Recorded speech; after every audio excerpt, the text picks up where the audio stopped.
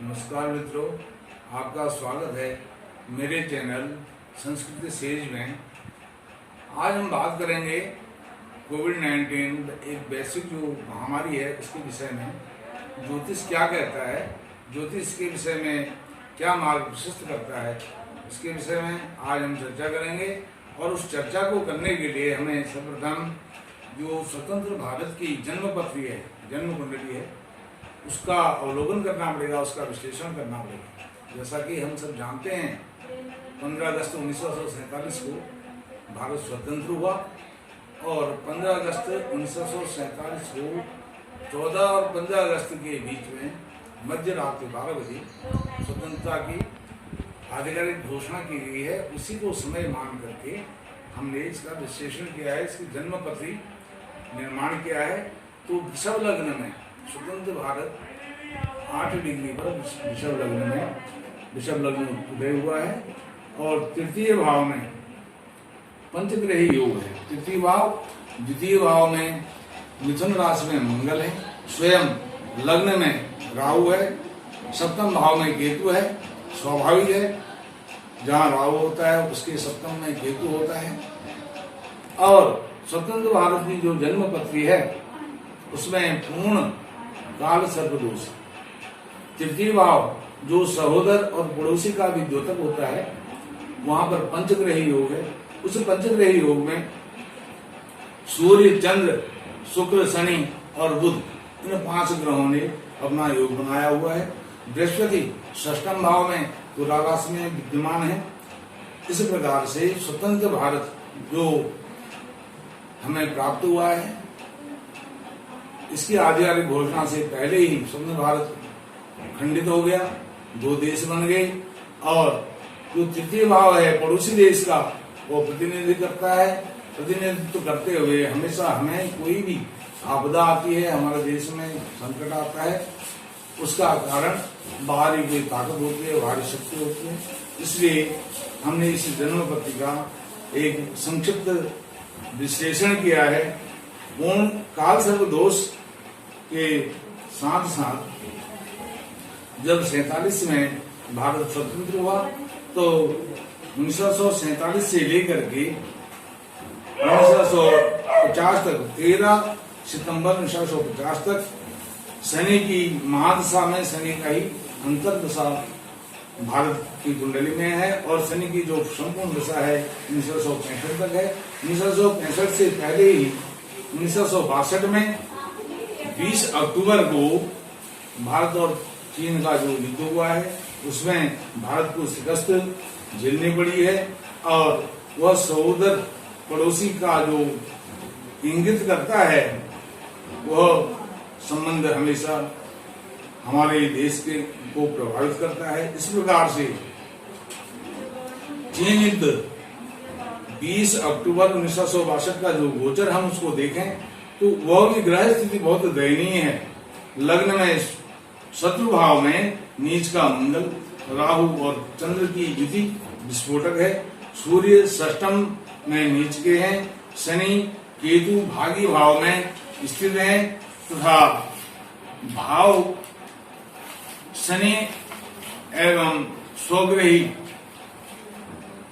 हैं जो लग्न तृतीय भाव को प्रभावित करता है। 1960 से 1928 फरवरी 1963 तक शनि की राहु की अंतर्दशा रही है। इसी प्रकार से इसी बीच में राहु की अंतर्दशा में क्रमशः केतु, शुक्र, सूर्य, चंद्र और मंगल की प्रत्यंतर दशाएं रही हैं जो तृतीय भाव को पीड़ित करती हैं।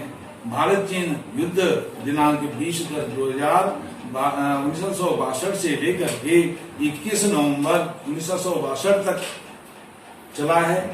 इस बीच चंद्र की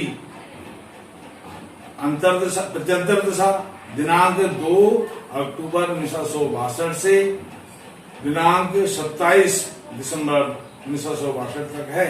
इसी बीच भारत को पराजय का सामना करना पड़ा है और युद्ध आरंभ की तिथि में राहु चंद्र की युति के कारण ग्रहण दोष निर्मित होता है।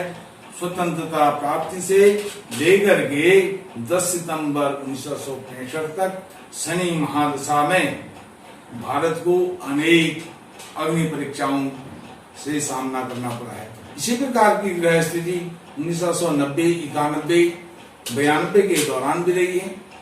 उस दौरान भी अनेक कश्मीर में घटनाएं घटी हैं। अयोध्या में कई विवाद हुए हैं और जो वैश्विक आतंकवाद है कश्मीर में लेकर के अन्य हमारे देशों में अनेक विस्फोटक घटनाएं हुई हैं।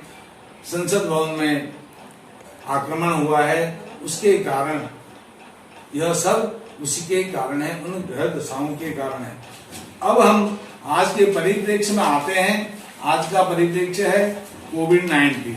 कोविड-19 को समझने के लिए हमें सबसे पहले 29 जनवरी 2020 का जो गोचर है, जब शनि धनु से मकर में प्रवेश कर रहे हैं, स्वराशि धनु से शनि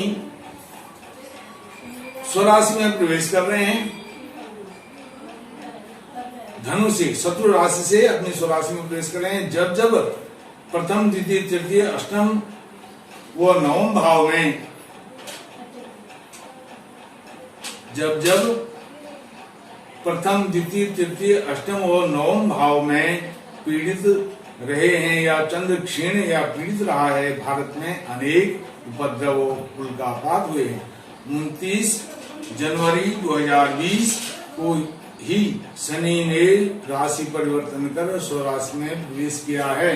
इस प्रकार से जो शनि का गोचर है, शनि स्वयं भारत की कुंडली में, स्वतंत्र भारत की कुंडली में भाग्येश भी हैं। जब से शनि स्वराशि मकर में गए हैं तब से उनका प्रभाव देखने में स्पष्ट आया है।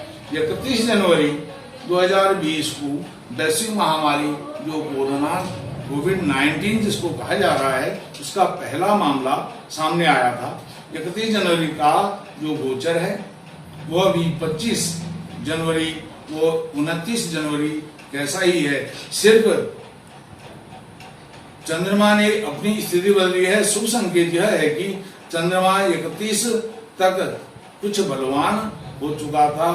31 जनवरी को पंचक समाप्त हो चुका था। यह बहुत बड़ा अच्छा संयोग रहा। पंचक समाप्ति के दिन पहला इस बीमारी का प्रथम कारण सामने आता है। अब इसके बाद 23 मार्च 2020 जब मंगल अपनी उच्च राशि मकर में, वो 30 मार्च 2020 को गुरु अपनी नीच राशि मकर में प्रवेश करते हैं। उच्च का मंगल, नीच का गुरु कहाँ होते हैं? मकर राशि में होते हैं। और वहीं पर शनि महाराज स्वराशि अपने भाग्य स्थान में भी विराजमान है। इस प्रकार से 23 मार्च 2020 को मंगल मकर अपनी उच्च राशि में प्रवेश करते हैं। यहाँ मंगल का उच्चांश 28 डिग्री है। हमेशा ही होता है 28 डिग्री। जितना उच्चांश होता है उतना ही कर्क में उनका नीचांश होता है। यह स्थिति 2 मई 2020 तक रहेगी। यह हमने पहले स्पष्ट किया है। 30 मार्च 2020 को गुरु की भी अपनी नीच राशि मकर में प्रवेश करेंगे, ऐसा हमने बताया था। यहाँ गुरु का नीचांश 5 डिग्री है, लेकिन 30 जून को पुनः वक्र गति के कारण धनु में प्रवेश करेंगे। कौन? गुरु पुनः अपनी स्वराशि में आ जाएंगे। मकर में से स्वराशि धनु में आएंगे। गुरु का मकर में मार्गी 17 मई 2020 तक था। अब इसके बाद 17 मई 2020 के बाद वह वक्र गति से 30 जून को पुनः स्वराशि में आएंगे। गुरु का मकर में प्रवेश से लेकर के वक्री होकर के स्वराशि अपने धनु राशि में आने तक का समय भारत के लिए यह एक बहुत बड़ा संकट और अग्नि परीक्षा, मरने जीने कैसा सवाल है, एक प्रश्न है। इस प्रकार से 4 मई 2020 को मंगल कुंभ में प्रवेश कर चुके हैं। यह स्थिति 4 मई से 30 मई 30 जून 4 मई से 30 जून तक स्थिति नियंत्रण में रहेगी, ऐसा हमने पहले इसका फलादेश किया था। मकर में शनि का गोचर, मकर में शनि का गोचर जनवरी 2020 से 29 अप्रैल 2022 तक है। लगभग शनि एक राशि में 2.5 वर्ष अपना गोचर करता है। यह शनि की स्वराशि है और भाग्य भाव में है। भारत की स्वतंत्र भारत की कुंडली में भाग्य भाव का भाग्येश भी शनि है। तब जब जब शनि मकर में गोचर करते हैं तब तब यहाँ पर अनेक घटनाएं, दुर्घटनाएं, उल्कापात घटित होते हैं। जैसे भारत चीन युद्ध हो, सन 1990, 91, 92 की घटनाएं हो, या वर्तमान परिदृश्य में हम देखें। दूसरा, जब जब शनि के साथ मंगल, गुरु, सूर्य, चंद्र और राहु का किसी भी प्रकार से युति होती है, संबंध होता है, संयोग होता है, तो चंद्र क्षीण होता है या सूर्य नीच या दूषित होता है, तब इस प्रकार की घटनाएं घटती हैं। 20 नवंबर 2020 को गुरु पुनः मकर में प्रवेश कर रहे हैं, धनु से फिर से मकर में जा रहे हैं, और शनि पहले से ही वहां पर अपने भाग्य भाव में विराजमान है, स्वराशि में विराजमान है। 6 अप्रैल 2021 को कुंभ में प्रवेश करेंगे गुरु, मकर से कुंभ में 6 अप्रैल 2021 को गुरु महाराज कुंभ में प्रवेश करेंगे। और जब गुरु महाराज कुंभ में प्रवेश करेंगे, गुरु का लगभग 1 वर्ष का मकर में रहना, गोचर करना, वह भी स्वराशि शनि के साथ, जो स्वराशि शनि है स्वयं भाग्येश भी है भारत की कुंडली में, उनके साथ यह समय चुनौतीपूर्ण ही नहीं, जीने मरने जैसा है। इस वैश्विक चुनौती बीमारी से पूर्णतः मुक्ति पाने में वक्त लगेगा, ऐसा हमारा फलादेश में घटित होता है। कुंभ राशि में गुरु महाराज का प्रवेश करना और 2021 6 अप्रैल 2021 को जब मकर से गुरु कुंभ राशि में प्रवेश करेंगे, और तदुपरांत 13 अप्रैल को सूर्य मेष राशि में प्रवेश करेंगे, तो हरिद्वार में महाकुंभ का संयोग बनेगा। इस प्रकार से जब तक गुरु मकर में है तब तक भारत पर संकट की घड़ी छाई रहेगी, लेकिन जैसे जैसे गुरु का मकर में उत्तरार्ध होगा, वैसे वैसे संकट कुछ कम होता जाएगा। इस प्रकार से 20 नवंबर 2020 से 6 अप्रैल 2021 तक, जब तक शनि गुरु मकर में भ्रमण करते हैं, गोचर करते हैं, तब तक निश्चित फल देने वाला है। इस प्रकार से किसी भी प्रकार से पूर्णतः इस वैश्विक बीमारी से निदान मिलना पाना अभी बड़ा असंभव लग रहा है। ईश्वर से प्रार्थना है कि इस चुनौतीपूर्ण समय में सभी मनुष्य जाति का कल्याण हो। सर्वे भवन्तु सुखिनः, सर्वे सन्तु निरामया, सर्वे भद्राणि पश्यन्तु मा कश्चित् दुर्भाग् भवेत्। मित्रों, आपने मुझे सुना। यदि आपको मेरी ये सब बातें पसंद आई तो इसे अपने मित्रों के साथ, अपने मित्रगणों के साथ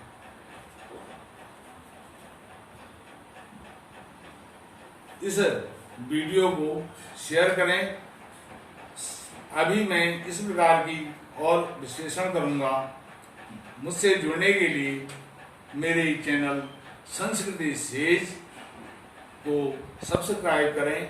मेरी आगामी वीडियोस की नोटिफिकेशन के लिए बेल आइकॉन को जरूर दबाएं। धन्यवाद।